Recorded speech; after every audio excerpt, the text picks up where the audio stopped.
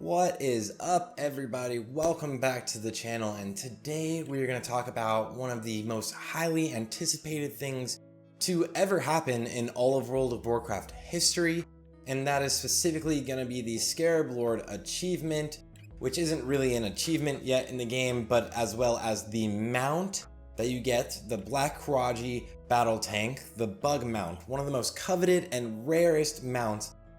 Not even one of the most. This is the rarest mount in the game, in the history of the entire world of Warcraft. This is the rarest mount, and we're going to talk about that today. And the specific thing we're going to talk about is how there's so many people out there that are looking to get this mount and don't really understand exactly how hard it is. And I kind of wanted to touch on reasons why you probably won't be getting this mount.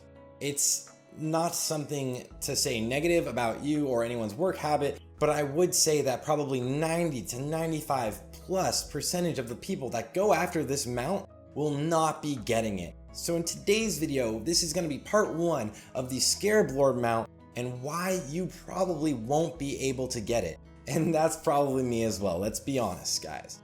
Welcome to the channel. My name is Sarth, and before we get started, guys, I'm always going to mention this, but please like and subscribe if you like the content, and let's get right into it.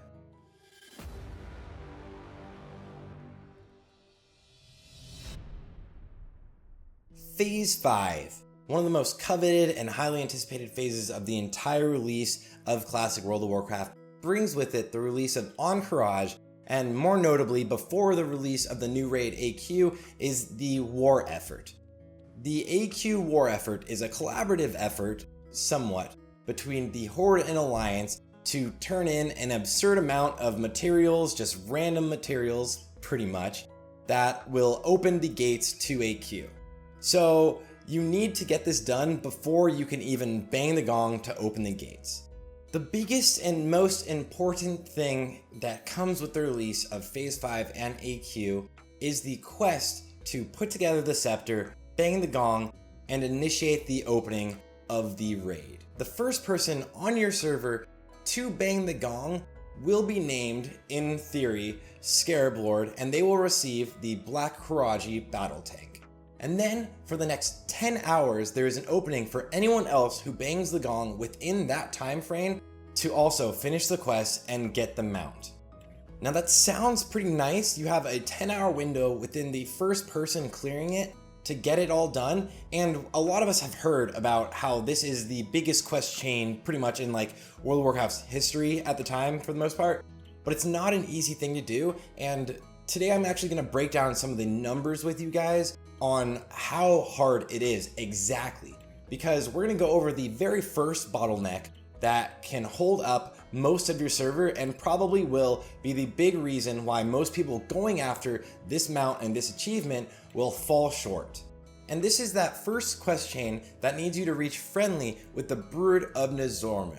To get this done, you need to farm max level elite mobs in Silithus for hours, days, and even possibly weeks. It's also going to require a massive amount of effort and teamwork between both you and your opposing faction, your current faction as well. To put it lightly, you need a lot of people here helping you. It's pretty impossible to do this alone unless you plan on buying the carapaces, which will probably end up costing you, someone was calculating it, at least 40,000 to 60,000 gold, depending on if you're paying 1 gold per carapace. But we'll see how that goes, right guys? Either way, this is going to be the biggest barrier to entry to this quest. Most people are going to try to do this quest and get bottlenecked right here. And so today's video, we're going to kind of give you some of the numbers on why this is so hard to do and why, if you're not going for this mount, you probably shouldn't even try or waste your time. Now, today's video was actually pretty inspired by a Reddit thread I read a couple days ago that was posted by someone. I'm not even going to try to attempt his name, but you can see on screen. This guy was actually breaking down some of the math behind the SCARAB Lord farming, specifically this step in the actual farm and the time it takes and why you really shouldn't need to go after it if you're not having a giant group with you, and to avoid bottlenecks. So the TLDR of all of this, before I go into the exact numbers, here's a little conclusion for you guys. is that any server, especially now that layering was actually done away with yesterday, can produce a maximum amount of 9 mounts per week, and that's in a perfect scenario. That means that every single second that a mob spawns, one person in that group is actually killing that mob on respawn, right? Literally every second that a mob spawns, it's dying. You're not having to fight with other factions. If it spawns near you, you have the call on that.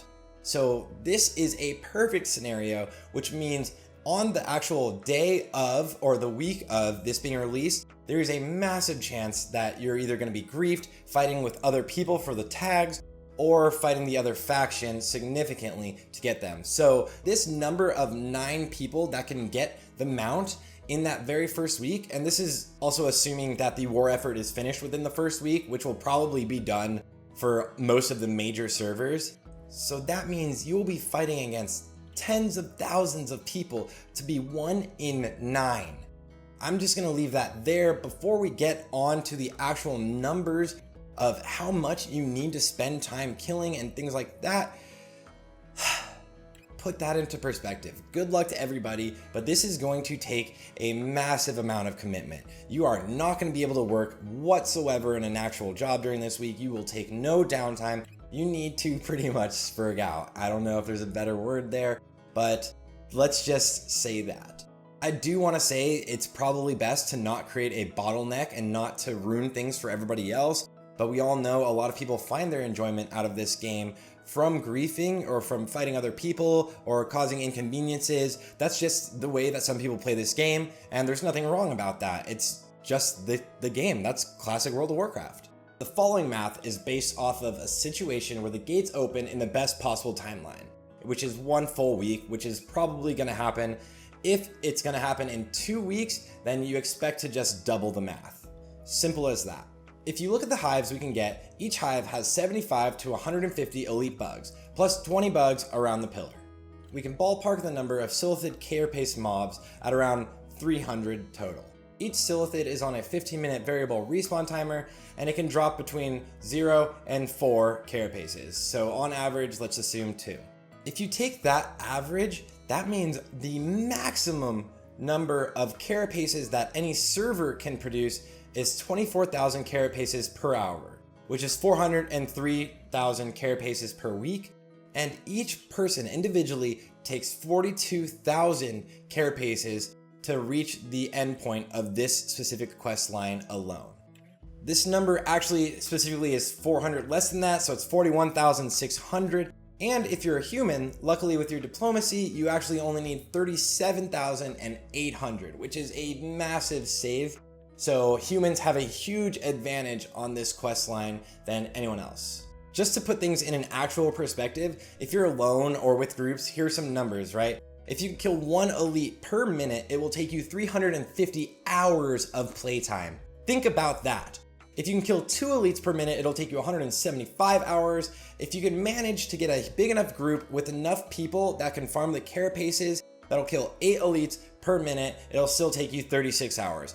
So in an ideal world, it is definitely possible to get this mount, but it will take a huge amount of effort and a huge usual group to be able to control one of 3 separate spawn locations of these Silithid elites. The saving grace here is that every 200 Silithid carapaces you turn in, you receive an item called the Agent of Nozdormu.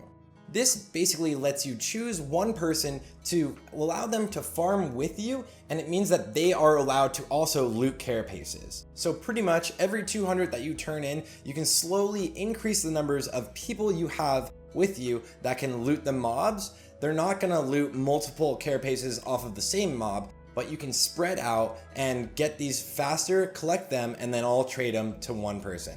The idea is to have a massive group working for you, all with the same goal of funneling the materials to one person.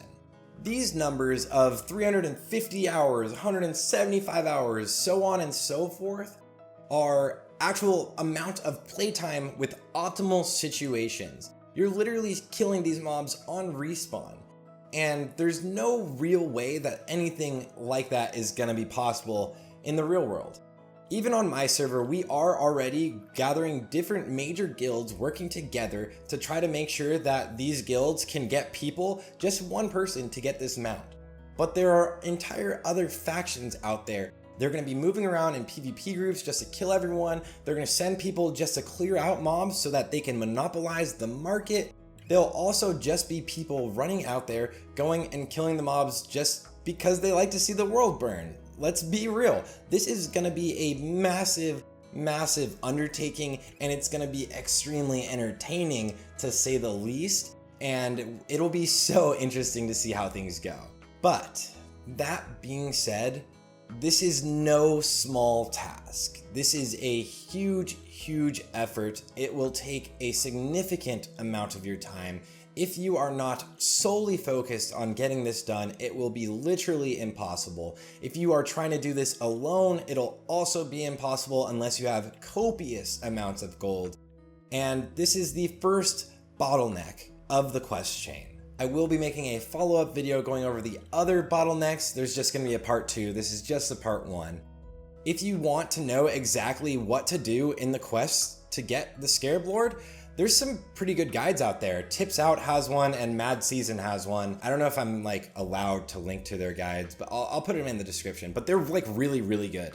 So what do you guys think? Are you gonna go after the SCARAB Lord mount? Do you think it's gonna be possible on your server? What are the unforeseen, unpredictable things that are gonna happen that I left out or that I forgot or that I didn't even think about? This is gonna be crazy. I cannot wait to see what happens. I would love to go after this. I'm very committed to trying to go after this, but I genuinely know that it's gonna be almost impossible. And I think everybody out there who really wants to get this mount needs to take a step back and realize just how much work it takes, how much luck it takes, and how many people you need on your side committed to solely helping you get this done. So with that said, I will be doing this on stream once it's released, twitch.tv/Sarth. You can also check me out every Tuesday, Friday, and Saturday for now. I'm gonna start streaming more often as well. Like and subscribe if you like the content so you can see when the next one comes out. And past that, guys, good luck. I say this often, but good luck out there. I'm rooting for everybody that wants to get the mount, and I think this is gonna be one of the craziest, most entertaining, and soul-draining experiences of all time. So let's see if we can do it. I'll catch you guys on the next one. Really fast, before I sign off, I do want to take a second to thank some of the people that have reached out to me or the community that we've been building in Discord and on Twitch. I was looking for this Reddit thread because I had read it a few days ago, and then I asked actually in my Discord, and thank you to Wooba who got this back to me very quickly so I could produce this video.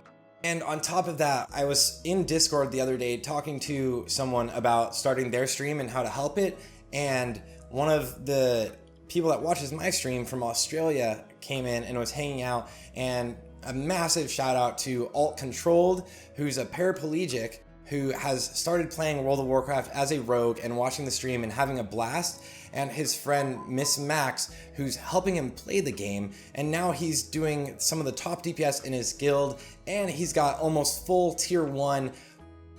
Insane, man. Those are like the stories that like I started this for. You're such an awesome dude, and Miss Max for helping him. That's crazy, guys. So keep up the good work. Literally everyone out there, I'm wishing you all the best. I genuinely am. And thank you so much for tuning in. I will catch you guys on the next one next week.